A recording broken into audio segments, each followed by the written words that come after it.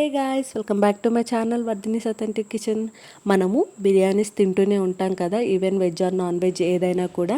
బిర్యానీ అనగానే veg or non veg అనే options ఎలా గుర్తొస్తాయో అందులో వాడే బాస్మతి రైస్ కూడా అంతే గుర్తొస్తుంది. బిర్యానీస్ అనేది ఓన్లీ బాస్మతి రైస్తోనే చేయాలి అనే అపోహ ఉండే వాళ్ళైతే ఈ వీడియోని లాస్ట్ వరకు స్కిప్ చేయకుండా చూసేయండి. అండ్ ఈరోజు అయితే మన ఛానల్లో నార్మల్ రైస్తో చికెన్ దమ్ బిర్యానీ ఎలా చేసుకోవాలో నేను ఈ వీడియోలో మీతో షేర్ చేసుకుంటాను. ఎవరైనా ఫస్ట్ టైం చూస్తున్నట్టయితే సబ్స్క్రైబ్ చేసుకొని పక్కన బెల్ ఐకాన్ క్లిక్ చేసేయండి. మీరు చేసే ప్రతి ఒక్క సబ్స్క్రిప్షన్ వీడియోస్ చేయడానికి చాలా మోటివేటింగ్గా ఉంటుంది అనమాట. సో మనం నార్మల్ బాస్మతి రైస్తో ఎలా అయితే చాలా ఫ్లేవర్ఫుల్గా టేస్టీగా చేసుకుంటామో అంతే టేస్టీగా అంతే ఫ్లేవర్ఫుల్గా నార్మల్ రైస్తో కూడా దమ్ బిర్యానీ చేసుకోవచ్చు. కొన్ని చిన్ని టిప్స్ అనమాట, అంతే. ఇప్పుడైతే వీడియోలోకి వెళ్ళిపోదాం. ఫస్ట్ రైస్ని నానబెట్టుకోవాలి. అందుకోసం 2 గ్లాసెస్ ఆఫ్ నార్మల్ రైస్ తీసుకోవాలి. ఇవి అప్రాక్స్ 400 to 450 గ్రామ్స్ ఉంటాయి. వాష్ చేసుకొని 1 అవర్ నానబెట్టుకోవాలి. నెక్స్ట్ చికెన్ని మ్యారినేషన్ చేసుకోవాలి. అందుకోసం వాష్ చేసుకున్న 1/2 kg చికెన్లోకి సరిపడా సాల్ట్, కారం, ధనియాల పొడి, బిర్యానీ మసాలా, గరం మసాలా వేసుకోవాలి. ఈ ఇంగ్రీడియంట్స్ యొక్క క్వాంటిటీస్ అన్నీ నేను వీడియో లాస్ట్లో పెడతాను. ఎందుకంటే నాకు టైం చాలా తక్కువ ఉన్నింది వంట చేయడానికి, అందుకే నేను ఇంగ్రీడియంట్స్ అన్నీ సపరేట్గా చూపించలేదన్నమాట. గరం మసాలా వేసుకున్న తర్వాత అల్లం వెల్లుల్లి పేస్ట్, పచ్చిమిర్చి, పుదీనా, కొత్తిమీర అండ్ కొంచెం పసుపు, పెరుగు వేసేసుకొని వేసిన మసాలాలన్నీ ముక్కకు పట్టేలాగా బాగా కలిపేసుకోవాలి.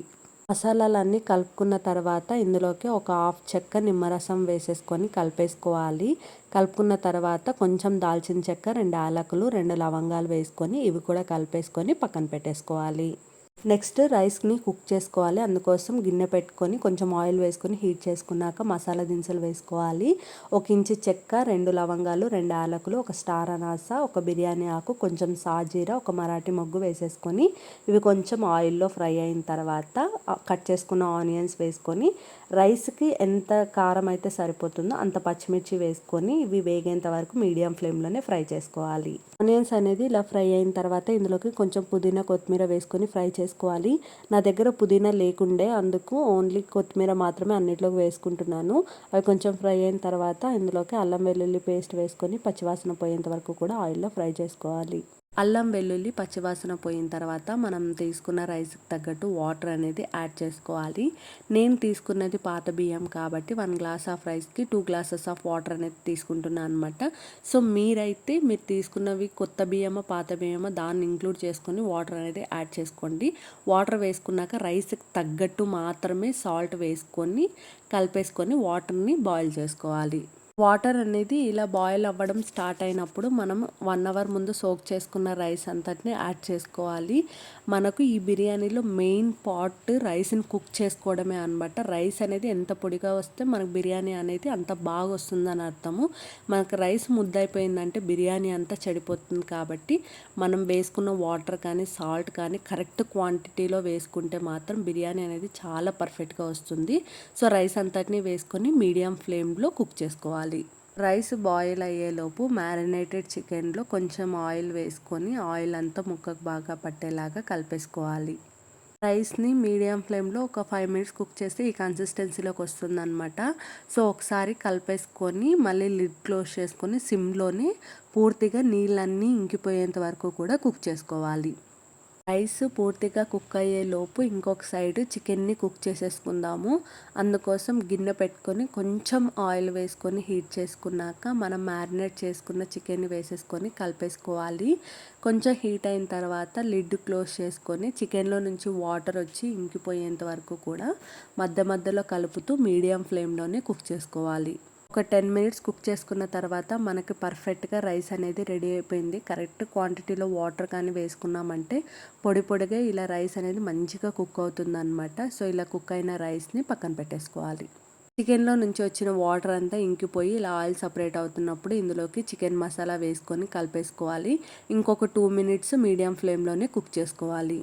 చికెన్ మసాలా వేసుకొని 2 minutes కుక్ చేసుకున్న తర్వాత ఇలా ఆయిల్ సపరేట్ అవ్వడం స్టార్ట్ అవుతుంది. అప్పుడు ఒక చిన్న టీ గ్లాస్ అంతా వాటర్ యాడ్ చేసుకొని గ్రేవీ కన్సిస్టెన్సీ వచ్చేంత వరకు మీడియం ఫ్లేమ్లో కుక్ చేసుకోవాలి.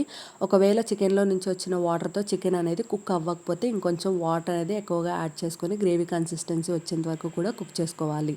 చికెన్ బాగా కుక్ అయ్యి ఇలా గ్రేవీ కన్సిస్టెన్సీ వచ్చినప్పుడు సాల్ట్ కానీ కారం కానీ తక్కువైతే యాడ్ చేసుకొని ఇంకొక 2 మినిట్స్ కుక్ చేసుకోవచ్చు. ఒకవేళ అన్నీ సరిపోతే గిన స్టవ్ ఆఫ్ చేసుకొని చికెన్ని 2 పార్ట్స్గా డివైడ్ చేసుకోవాలి. చికెన్ని 2 పార్ట్స్గా డివైడ్ చేసుకున్నాక రైస్ని కూడా ఈక్వల్గా 2 పార్ట్స్ డివైడ్ చేసుకోవాలి. మనం దమ్ బిర్యానీకి ఎలా అయితే ప్లేస్ చేసుకుంటామో ఫస్ట్ చికెన్, తర్వాత రైస్, తర్వాత చికెన్ అలాగా ప్లేస్ చేసుకోవాలన్నమాట. సో బాటంలో ఉండే చికెన్ మీదకి కొంచెం వాటర్ అనేది కూడా యాడ్ చేసుకోవచ్చు. ఒకవేళ ఎక్కువ గ్రేవీ ఉంటే అవసరం లేదనమాట. ఒక పార్ట్ ఆఫ్ రైస్ అనేది వేసేసుకొని మళ్ళీ దాని మీద చికెన్ వేసేసుకొని ఇంకొక పార్ట్ ఆఫ్ రైస్ అనేది కూడా చికెన్ మీద కవర్ చేసేసుకోవాలన్నమాట. సో మొత్తం నేను చూపిస్తాను మీకు పూర్తిగా. ఇలా చికెన్ అనేది కూడా రైస్ మీద అంతా స్ప్రెడ్ చేసేసుకొని దాని మీద లాస్ట్ పార్ట్ ఆఫ్ రైస్ కూడా వేసేసుకొని ఈక్వల్గా స్ప్రెడ్ చేసేసుకోవాలి. సో ఇలా రైస్ అంతటిని వేసుకున్న తర్వాత దీని మీద కొంచెం పుదీనా కొత్తిమీర వేసుకొని మీకు కావాలంటే ఫుడ్ కలర్ కూడా వేసుకోవచ్చు అనమాట. లేదంటే పూర్తిగా ఆప్షనల్ మాత్రమే. ఉంటే ఖచ్చితంగా కొంచెం నెయ్యి కూడా వేసేసుకోండి. నెక్స్ట్ మూత పెట్టేసి దాని మీద ఏదైనా బరువు వస్తువు పెట్టి లో ఫ్లేమ్లో ఒక 10 మినిట్స్ కుక్ చేసుకోవాలి. 10 మినిట్స్ కుకింగ్ టైం తర్వాత హాఫ్ అన్ అవర్ రెస్ట్ ఇచ్చేసి సర్వ్ చేసుకుంటే నార్మల్ రైస్తో చికెన్ దమ్ బిర్యానీ అనేది వేడివేడిగా రెడీ అయిపోతుంది. సేమ్ ప్రాసెస్ మనము బిర్యానీ రైస్తో కూడా చేసుకోవచ్చు.